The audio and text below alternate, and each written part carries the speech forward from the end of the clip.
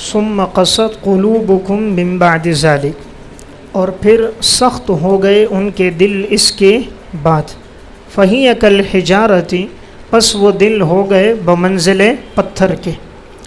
دیکھیں اللہ تعالیٰ نے یہاں کفار کے دلوں کو تشبیہ دی ہے پتھر کے ساتھ، یا اللہ نے تشبیہ لوہے کے ساتھ نہیں دی، یہاں تشبیہ مٹی کے ساتھ نہیں دی، سونے اور چاندی کے ساتھ نہیں دی، بلکہ تشبیہ پتھر کے ساتھ دی، اس لیے کہ لوہا ہو، سونا ہو، چاندی ہو، یہ سب بھی پگھل جاتے ہیں نا۔ لوہے کو گرم کرو یہ بھی پگھلے گا، سونا بھی پگھل جاتا ہے، چاندی بھی پگھل جاتی ہے، مٹی ہے اس کی بھی تاثیر بدلتی ہے، پانی میں ڈال دیا جائے تاثیر بدل جاتی ہے، زیادہ مٹی ہو تو اس جگہ کے اندر گویا نرمی آ جاتی ہے، لیکن ان کے دل بڑے سخت ہیں۔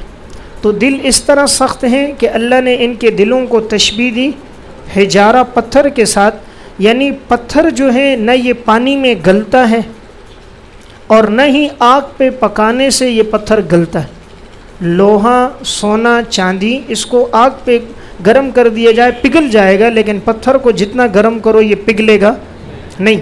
یہ اشارہ ہے کہ ان کے دل اتنے سخت ہیں، ان پر اثر نہیں ہوتا، ان کے دل پتھر کی مانند ہیں، تاثیر کو قبول نہیں کرتے، ورنہ عموماً ہوتا ہے ایسا ہے کہ دل تاثیر کو قبول کر دیں، تو ان کے دل پتھروں کی طرح ہیں۔ او اشد قسوہ، یا او بمانے بل اشد قسوہ، بلکہ ان کے دل اس سے بھی زیادہ سخت ہیں۔ دیکھیں یہ جو لفظ استعمال ہوا قسط، سخت ہونا، یہ کہتے ہیں دل کے خشک ہونے کو۔ امام ابو اللیث سمرقندی رحمۃ اللہ علیہ فرماتے ہیں، وہ فرماتے ہیں دل خشک ہو جاتا ہے جب دل کو پانی نہیں ملتا تو دل میں خشکی آتی ہے، اور کہا یہ اس میں خشکی جو ہے یہ دو چیزوں سے آتی ہے، دل کا پانی دو چیزیں ہیں۔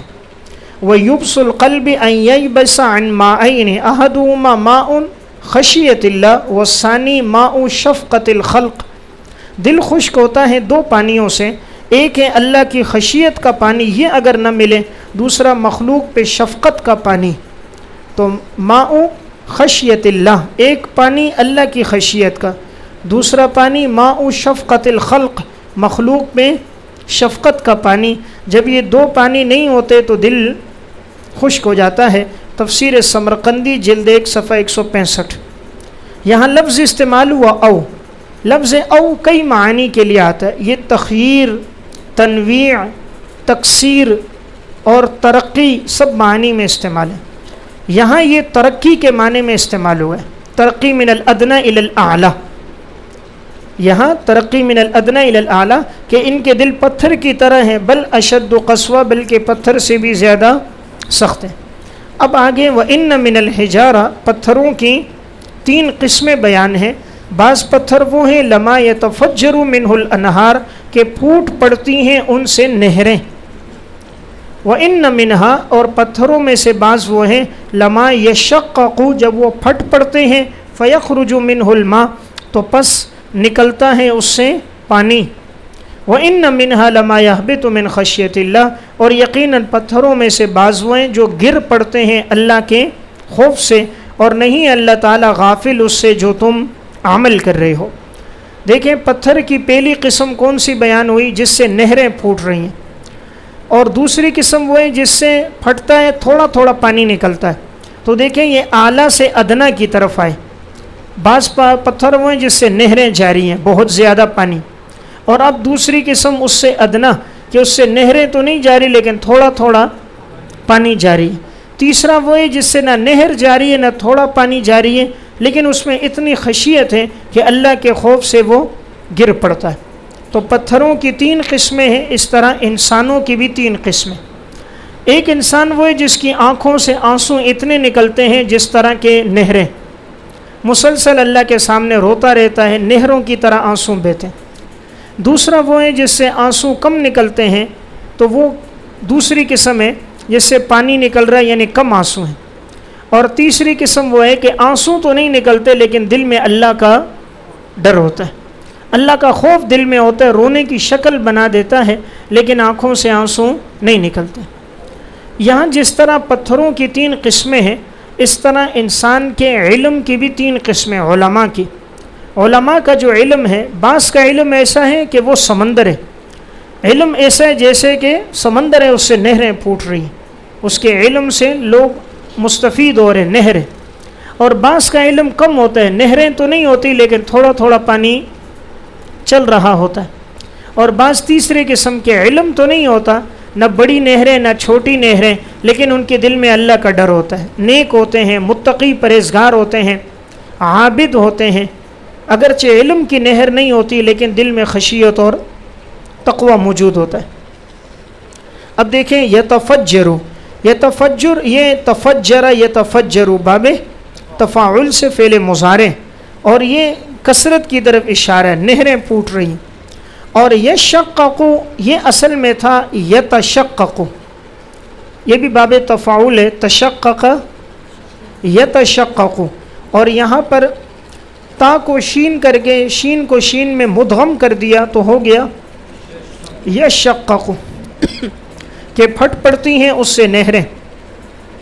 فیخرج منہ الماء، اور نکلتا ہے اس سے پانی، یعنی زیادہ تو نہیں نکلتا لیکن کم نکلتا ہے. تو یہ ترقی من الاعلی الی الادنی. اور بعض وہ ہیں جو گر پڑتے ہیں اللہ کے خوف سے. اب یہاں سوال یہ ہے کہ پتھر تو جمادات اور بے جان چیز ہے، تو کیا اس بے جان چیز میں بھی خشیت ہے کہ یہ اللہ کے ڈر کی وجہ سے گر جائے؟ اللہ کا ڈر، خشیت یہ تو ہوتا ہے ذوی العقول ہو، عقل ہو، اور یہ تو بالکل بے جان ہے، اس میں روح بھی نہیں ہے. تو کیا ان میں بھی خشیت ہوتی ہے؟ جواب یہ ہے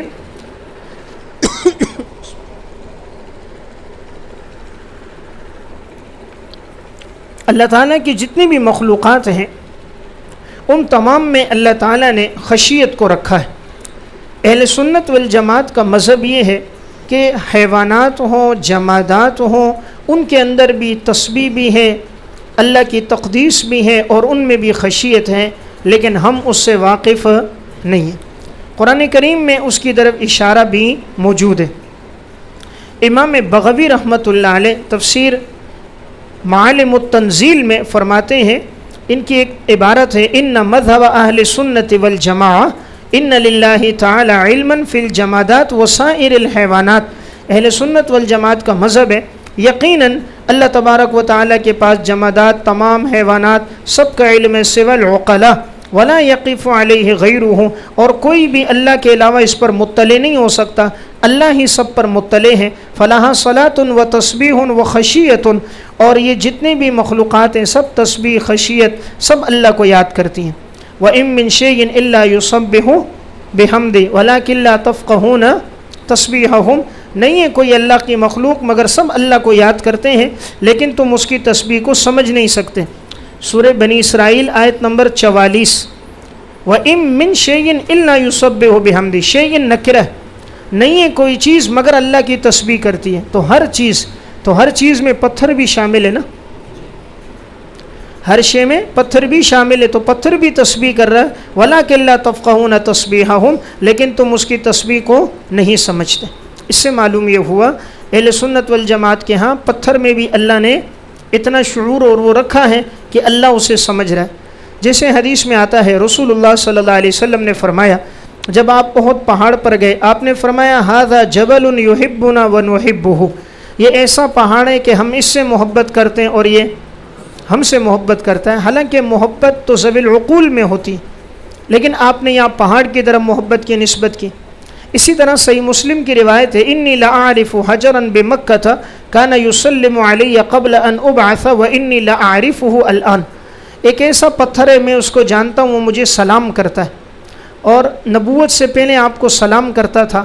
تو دیکھیں اب وہ پتھر ہے آپ کو سلام کر رہا ہے، آپ فرماتے میں اس کو ابھی بھی جانتا ہوں. معلوم ہوا پتھروں میں بھی جمادات میں بھی اللہ نے خشیت کو رکھا ہے اور اللہ ہی اس سے واقف ہے، ہم واقف نہیں.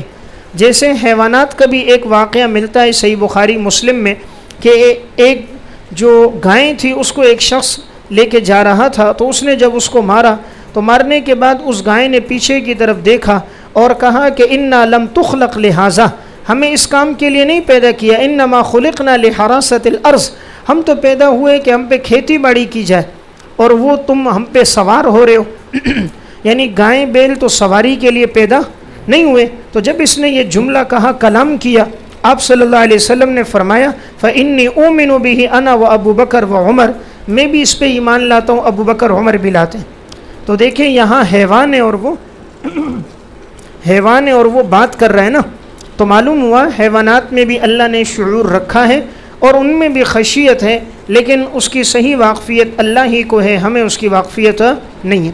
بہرحال یہ بات میں نے عرض کر دی خشیت پر کہ بعض پتھر ایسے ہیں جو گر پڑتے ہیں اللہ کے خوف سے. نہیں اللہ تعالیٰ غافل اس سے جو تم عمل کر رہے ہو، یعنی تم جو بھی کر رہے ہو اللہ کو پتہ ہے. جب اللہ پتھروں کے بارے میں جانتا ہے تو وہ انسانوں سے غافل ہو سکتا ہے؟ نہیں ہو سکتا. اس لیے تمہارا جو بھی عمل ہوگا اللہ اس سے واقف ہے. افتطمعون ان یؤمنوا لکم، کیا تم طمع رکھتے ہو، امید رکھتے ہو کہ وہ ایمان لائیں گے تم پر؟ وقد کان فریق منہم یسمعون کلام اللہ، حالانکہ ایک جماعت ان میں سے ایسی ہے جو سنتے ہیں اللہ کے کلام کو، ثم یحرفونہ، پھر وہ تحریف کر دیتے ہیں، من بعد ما عقلوہ، بعد اس کے کہ سمجھ لینے کے بعد وہ لوگ اس میں تحریف کر دیتے ہیں. وہم یعلمون، درا حالے کہ وہ لوگ جانتے ہیں. دیکھیں اس میں اللہ رب العزت نے افتطمعون، کیا تم امید رکھتے ہو، تم طمع رکھتے ہو. اب یہ خطاب کس کو ہے؟ اب ایک قول تو یہ ہے جو راجح بات ہے کہ چونکہ صیغہ جمع کا ہے تو یہ خطاب ہے، والخطاب لاصحاب النبی صلی اللہ علیہ وسلم. یہ خطاب کس کو ہے؟ صحابہ اکرام کو ہے کہ صحابہ اکرام ان سے ایمان کی امید رکھتے تھے نا کہ یہ لوگ مسلمان ہو جائیں گے. یا نمبر 2 یہ خطاب ہے الخطاب للنبی صلی اللہ علیہ وسلم خاصتاً، خطاب صرف کس کو ہے؟ آپ صلی اللہ علیہ وسلم کو خطاب ہے. اور اس کا مطلب ہوگا لا تحزن علی تکذیبہم ایاک، لا تحزن علی تکذیبہم ایاک، آپ ان کے جھٹلانے کی وجہ سے غمگین نہ ہو. وَأَخْبَرَهُ أَنَّهُمْ مِنْ أَهْلِ السُّوءِ الَّذِينَ مَضَوْا، اور اللہ نے خبر دے دی کہ یہ لوگ برے لوگ ہیں جو یہ لوگ گزر گئے، یہ ایمان لانے والے نہیں. تفسیر قرطبی. تو خلاصہ یہ ہوا اس میں خطاب یہ تو صحابہ اکرام کو ہے اور یہ خطاب آپ صلی اللہ علیہ وسلم کو ہے. زیادہ قرین قیاس یہ کہ چونکہ صیغہ جمع کا ہے تو خطاب ہے آپ صلی اللہ علیہ صحابہ اکرام کو. صحابہ اکرام امید رکھتے تھے نا کہ یہ لوگ ایمان لائیں گے، یہ یہود. تو اللہ نے فرمایا کیا تم امید رکھتے ہو کہ وہ ایمان لائیں گے تم پر، حالانکہ ایک جماعت نے ان میں سے اللہ کے کلام کو سنا، ثم یحرفونہ، پھر انہوں نے تحریف کر دی، من بعد ما عقلوہ، سمجھ لینے کے بعد. اب یہ کون سا گروہ ہے؟ یہ وہی گروہ ہے کہ جو ایک قول یہ ہے کہ یہ وہ 70 آدمی ہیں کہ جنہیں موسیٰ علیہ السلام طور پہ لے کر گئے تھے نا. انہوں نے کہا تھا اگر ہم اللہ کو دیکھ لیں گے تو ہم ایمان لے آئیں گے، اور اللہ تعالی ہمیں خود حکم دیں کہ یہ تورات میری کتاب ہے تو ہم اللہ کو مانیں گے. تو جب یہ وہاں پر گئے تو آپ نے پہلے پڑھ لیا کہ یہ سب مر گئے تھے، موسیٰ علیہ السلام کی دعا سے پھر سب زندہ ہوئے. تو اب اللہ نے کہا انہوں نے اللہ کے کلام کو سنا ہے لیکن پھر بھی انہوں نے ایمان نہیں لایا، اور سننے کے بعد اس میں تحریف کر دی. تحریف کیا کی؟ تحریف انہوں نے یہ کی، انہوں نے آ کر جب زندہ ہو گئے نا دوبارہ، قوم کو آ کر کہنے لگے کہ ہم نے تو وہاں گئے تھے اور ہم پر موت آ گئی، اور اللہ نے اختیار دیا ہے کہ اگر تم میں سے کوئی ایمان لائے گا، عمل کرے گا تو رات پر اچھی بات ہے، نہ عمل کرے تو کوئی بات نہیں. تو اب یہ انہوں نے تحریف کر دی. اللہ نے ان کو یہ حکم نہیں دیا تھا، انہوں نے حاشیہ اپنی طرف سے لگا دیا. تو یہ انہوں نے اس میں تحریف کر دی اور اپنی جانب سے یہ کہہ دیا کہ عمل کرو تو فبہا، اور اگر عمل نہ کرو تو کوئی مسئلہ نہیں ہے. اس لیے اللہ رب العزت نے فرمایا انہوں نے تحریف کی. تو پہلی رائے یہ ہوئی کہ یہ وہ 70 آدمی جنہوں نے اللہ کے کلام کو سنا، اب حکم تھا ایمان لاؤ عمل کرو، انہوں نے تحریف کر کے کہا کہ اگر کوئی ایمان لائے تو ٹھیک ہے، نہ لائے تو حرج نہیں. یہ دوسرا، یہاں اللہ کے کلام کو سننے سے مراد تورات ہے، کیونکہ یہ لوگ تورات کو سنتے تھے نا، تورات سنتے تھے، تورات پڑھتے تھے. تو اب اللہ کے کلام میں انہوں نے سنا کہ آپ صلی اللہ علیہ وسلم کی صفات کا بیان ہوا، کہ حضور آخری نبی ہے تم اس پر ایمان لے کر آؤ، تو یہ لوگ ایمان لے کر نہیں آئے نا، تو اب انہوں نے اس میں تحریف کر دی۔ حضور کا تذکرہ تورات میں سنتے ہیں پڑھتے ہیں، لیکن یہ لوگ سمجھنے کے باوجود اس میں تحریف کر دیتے ہیں، یعنی ایمان لے کر نہیں آتے۔ تو اللہ تعالیٰ نے فرمایا وَهُمْ يَعْلَمُونَ، درا حال ہے کہ وہ جانتے ہیں۔ اب کس چیز کو جانتے ہیں؟ کہ أَنَّهُمْ مُفْتِرُونَ مُبْتِلُونَ، کہ یہ افترا کرنے والے یہ لوگ باطل ہیں، ان کو اپنے باطل ہونے کا پتہ ہے، افترا کا پتہ ہے، پھر بھی یہ لوگ ایمان نہیں لا رہے۔ دیکھیں یہود کے اندر چند گروہ بن گئے تھے نا، 5 گروہ ہیں۔ یہود میں کتنے گروہ ہو گئے تھے؟ 5۔ یہ جو آیت اس کے نیچے لکھیں گے، پہلا گروہ تھا محرفین کا، تحریف کرنے والے، ثم یحرفونہ، یہ پہلا گروہ تھا تحریف کرنے والے کا۔ اور وَإِذَا لَقُوا الَّذِينَ آمَنُوا قَالُوا آمَنَّا، یہ دوسرا گروہ ہے منافقین کا۔ تیسرا گروہ آگے آئے گا جاہل مریدین کا، وَمِنْهُمْ أُمِّيُّونَ لَا يَعْلَمُونَ الْكِتَابَ، یہ ہے جاہل مریدین۔ چوتھا گروہ ہوگا مفترین علی اللہ، اللہ پہ افترا باندھنے والے، مفترین، چوتھا گروہ ہوگا مفترین کا، اور اس کا تذکرہ ہے فویل للذین یکتبون الکتاب بایدیہم، یہ مفترین علی اللہ۔ پانچواں گروہ آئے گا، یہ ان کے پیر اور صاحبزادے، جو ان کے بڑے پیر ہوتے تھے اور پیروں کے جو بیٹے ہوتے تھے، ان کا تذکرہ آئے گا قالوا لن تمسنا النار الا ایاما معدودہ۔ پانچواں گروہ کہ ہم تو پیر صاحبان صاحب زادگان ہیں، ہم تو جہنم میں نہیں جائیں گے، اگر جائیں گے بھی تو صرف 40 دن کے لیے، 40 دن کے بعد واپس آ جائیں گے۔ تو کتنے گروہ ہیں؟ 5۔ تو پہلا گروہ وہ تھا محرفین کہ جنہوں نے بات سمجھ لینے کے بعد اس میں تحریف کی۔ وَإِذَا لَقُوا الَّذِينَ آمَنُوا، دوسرا گروہ ہے منافقین۔ یا سمجھیں ایک تو وہ منافق تھے نا جو الگ سے تھے، جو زبان سے کلمہ پڑھتے تھے دل سے نہیں، دوسرے ہیں یہودیوں میں منافقین۔ یہاں مراد وہ منافق نہیں ہے جو عام مدینہ کے وہاں کے منافق، مراد یہودیوں کے اندر منافقین۔ وہ یہ تھے کہ یہ لوگ یہودی تھے لیکن یہ مسلمانوں کے پاس جاتے ہیں، کہتے ہیں ہم نے ایمان لایا ہے، ہم تمہارے ساتھ ہیں، اور تورات میں بڑی بشارتیں پیغمبر آخر الزمان کی آئی ہیں اور یہی آخری نبی ہیں، ایمان کی باتیں کرتے، اور جب اپنے یہود کے پاس جاتے تو پھر کہتے نہیں ہم تو تمہارے ساتھ ہیں۔ تو یہ منافق کس کے اندر تھے؟ یہودیوں میں منافقین ہیں۔ تو وَإِذَا لَقُوا الَّذِينَ آمَنُوا، اور جب یہ لوگ ملتے ہیں ایمان والوں سے قَالُوا آمَنَّا، تو کہتے ہیں کہ ہم ایمان لے کر آئے۔ ایمان لے کر آئے یعنی مسلمانوں کے سامنے اپنے آپ کو مسلمان ظاہر کرتے ہیں، پیشن گوئیاں سناتے ہیں، کہتے ہیں کہ یہ پیشن گوئیاں ہماری کتاب میں۔ قَالُوا آمَنَّا وَإِذَا خَلَا بَعْضُهُمْ إِلَىٰ بَعْضٍ، اور جب علیحدہ ہوتے ہیں، تنہا ہوتے ہیں ان میں سے بعض کی طرف، قَالُوا أَتُحَدِّثُونَهُمْ، قالو کے نیچے سردار، تو ان کے جو سردار ہیں وہ کہتے ہیں اتحدثونہم، کیا تم بیان کرتے ہو ان سے، کیا تم بیان کرتے ہو ان سے، بما فتح اللہ علیکم، جو کھول دیا اللہ نے تم پر، لیحاجوکم بہ، تاکہ وہ غالب آ جائیں تم پر، تاکہ وہ غالب آ جائیں تم پر، بھی اس بات کے ذریعے، عند ربکم، تمہارے رب کے سامنے، تمہارے رب کے سامنے، تمہارے رب کے پاس۔ افلا تعقلون، کیا تم سمجھتے نہیں ہو؟ تو دیکھیں وَإِذَا لَقُوا الَّذِينَ آمَنُوا، منافقین میں جب یہ یہودی ملتے ایمان والوں سے ہم ایمان لے کر آئے، اور جب یہ علیحدہ ہوتے ہیں ان میں سے بعض کی طرف، تو ان کے سردار کہتے ہیں، ان کے جو بڑے تھے نا وہ یہودیوں سے کہتے ہیں کہ بھائی تم تو ان کو یہ باتیں بیان کر رہے ہو کہ تورات میں تمہاری پیشن گوئیاں آئی ہیں، تو یہ تو اس کو حجت بنائیں گے اللہ کے ہاں۔ یعنی سردار ان کو سمجھاتے تھے اپنے ان منافقین کو تم یہ اگر باتیں ان کو کہہ رہے ہو کہ تورات میں نشانیاں آئی ہیں، کل قیامت کے دن تو یہ مسلمان اللہ کو بولیں گے یا اللہ ان کو پتہ تھا ان کی تورات میں نشانیاں تھیں پھر بھی یہ لوگ ایمان نہیں لائے۔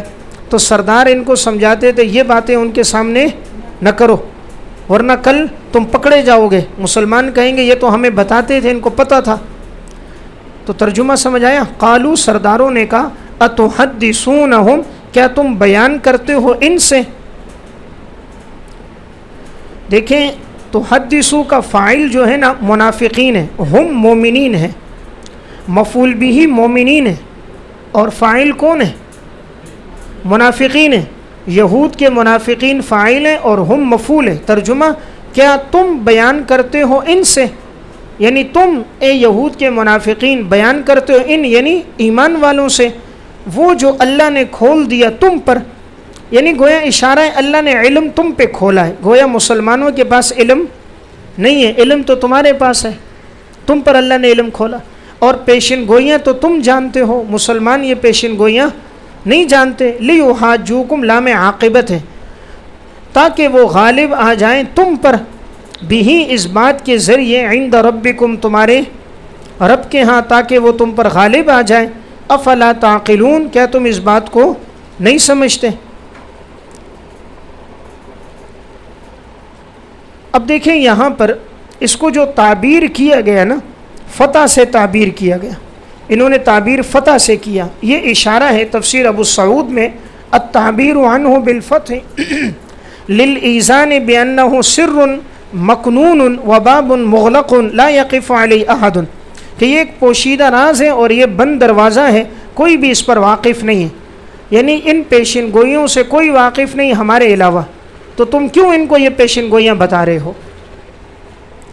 اور لیحاجوکم، اس سے مراد تاکید النکیر و تشدید التوبیخ، یہ بہت زیادہ ان کو ڈانٹنا ہے، والمفاعلۃ للمبالغہ، باب مفاعلہ کس کے لیے؟ مبالغے کے لیے استعمال ہوا ہے، لیحتجوا بہ علیکم، تاکہ وہ اس کے ذریعے تم پر حجت قائم کریں۔ تو خلاصہ یہ ہوا ان منافقین کو ان کے سرداروں نے ڈانٹا، افلا تعقلون، کیا تم اس بات کو سمجھتے نہیں ہو؟ عند ربکم، اس کے نیچے فی کتابہ و حکمہ، فی کتابہ و حکمہ، تمہارے رب کے ہاں اس کتاب میں یا حکم میں، روح المعانی۔ اب یہاں ایک لفظ آیا ہے لقو، دیکھیں لقو یہ باب سمع، لقی یلقا، اصل میں ہے لقیو، لقو اصل میں تھا لقیو، تو یہاں پر ضمہ ثقیل تھا تو ضمے کو نقل کر دیا قاف کی طرف، جب قاف کی طرف نقل کیا تو یا اور واو دونوں ہو گئے ساکن، اجتماع ساکنین ہو گیا، تو اجتماع ساکنین میں یا کو گرا دیا تو کیا رہا؟ لقو، لقو اصل میں لقیو تھا، یا کا ضمہ ما قبل کو دے کر اجتماع ساکنین میں یا کو گرایا تو لقو۔ اولا یعلمون، یہود کو زجر، کیا وہ لوگ نہیں جانتے کہ ان اللہ یعلم، کہ یقیناً اللہ جانتا ہے، ما یسرون، جس کو وہ چھپاتے ہیں، وما یعلنون، اور جس کو وہ ظاہر کرتے ہیں، یعنی اللہ تعالیٰ سے تو تم بات نہیں چھپا سکتے نا۔ دیکھیں یہ سردار ان کو کہہ رہے تھے کہ ان کو مت بتاؤ، کہیں یہ اللہ کے سامنے حجت نہ پیش کریں۔ اللہ نے کہا تم کیا سمجھتے ہو اللہ کو پتہ نہیں ہے؟ اللہ تو جانتا ہے جس کو تم چھپاتے ہو، اور اس کو بھی جانتا ہے جو تم ظاہر کرتے ہو، یعنی جو باتیں تمہارے دل میں ہیں اللہ وہ بھی جان رہا ہے، اور جس کو ظاہر کر رہے ہو اللہ اس کو بھی جان رہا ہے۔ وَمِنْهُمْ أُمِّيُّونَ، یہ تیسری جماعت ہے، تیسرا گروہ، جاہل مریدین، یہ جو جاہل ان کے مریدین تھے، وَمِنْهُمْ، ان میں سے بعض، امیون، ان پڑھ ہیں، لا يعلمون الکتاب، وہ کتاب کو نہیں جانتے، ان پڑھ ہیں، الا الامانیہ، مگر آرزویں، ان کی صرف آرزویں، بریکٹ میں باطل خیالات، ان کے صرف باطل خیالات اور آرزویں ہیں۔ وَإِنْهُمْ إِلَّا يَظُنُّونَ، نہیں ہیں وہ مگر بے سند بے دلیل باتیں کرتے ہیں۔ یظنون اٹکل کے ساتھ بے سند باتیں کرنا، نہیں ہیں وہ الا یظنون مگر بے سند باتیں کرتے ہیں، بے سند اٹکل کے ساتھ بات کرتے ہیں۔ بات سمجھ رہے ہو؟ یعنی ان کے پاس کوئی دلیل موجود نہیں ہے۔ دیکھیں یہاں اللہ تعالیٰ نے ان کے جاہلوں کا تذکرہ کیا نا، جو ان میں اہل کتاب میں جو جاہل تھے، وہ اپنے پیروں کے پاس جب جاتے وہ کہتے بھائی کہ ان پر ایمان مت لے کر آؤ، ہم تمہاری بخشش کریں گے اور تمہارے لیے نجات ہوگی، تمہارے بڑے تمہارے لیے کافی ہو جائیں گے۔ بس وہ ان کو سہارا دیتے رہتے اور یہ بھی ان کی آرزوؤں پہ چلتے رہتے۔ فویل للذین یکتبون الکتاب، چوتھی جماعت مفترین علی اللہ، پس ہلاکت ہے ان لوگوں کے لیے جو لکھتے ہیں کتاب کو اپنے ہاتھ سے، کتاب تورات، ثم یقولون ھذا من عند اللہ، اور پھر کہتے ہیں کہ یہ اللہ کی طرف سے ہے۔ یقولون کے نیچے بوجہ مال و زر، بوجہ مال و زر، مال اور زر کی وجہ سے کہتے ہیں یہ اللہ کی طرف سے ہے۔ لیشتروا بہ ثمنا قلیلا، تاکہ وہ لے لیں اس کے عوض تھوڑا ثمن، تاکہ وہ لے لے بھی اس کے عوض تھوڑا ثمن۔ فویل لہم مما کتبت ایدیہم، پس ہلاکت ہے ان کے لیے بوجہ اس کے جو ان کے ہاتھوں نے لکھا، وویل لہم مما یکسبون، اور ہلاکت ہے ان کے لیے جو وہ کماتے ہیں۔ دیکھیں اب یہ چوتھی جماعت تھی مفترین علی اللہ، اللہ پہ جھوٹ باندھنے والے، یہ ان کے علماء تھے۔ یہود کے علماء اپنی طرف سے کتاب میں تحریف کرتے اور وہ کہتے یہ اللہ کی جانب سے، حضور کی صفات بیچ میں سے مٹا دیتے، لوگوں کے سامنے ظاہر نہ کرتے، خلط ملط کرتے اور کہتے یہ اللہ کی طرف سے، اور کبھی مال اور زر کی وجہ سے پیسے لے کے، رشوت لے کے کتاب میں تحریف کر دیتے۔ تو اللہ تعالیٰ نے ان کی اس لیے مذمت کی۔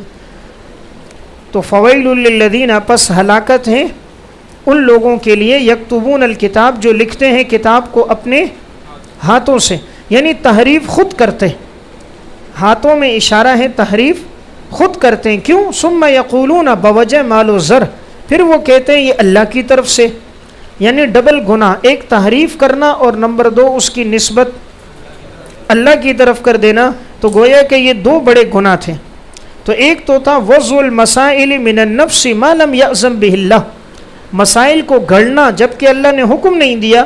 نمبر 3 ونسبتها الی اللہ بالافتراء، اور اس کی نسبت بھی کرنا اللہ کی طرف۔ اور نمبر 3 وحصول الاموال بها من الامیین، اور ان پڑھوں سے پیسے بھی لینا۔ تو کتنے جرم ہیں؟ 3 جرم ہیں۔ یہ بات بڑی اہم ہے، لفظ ویل 3 مرتبہ آیا یہاں، لفظ ویل 3 مرتبہ، کیونکہ جرم کتنے تھے؟ 3 جرم تھے۔ پہلا جرم کہ انہوں نے تحریف خود کی اللہ کے حکم کے بغیر، نمبر 2 اس کی نسبت کر دی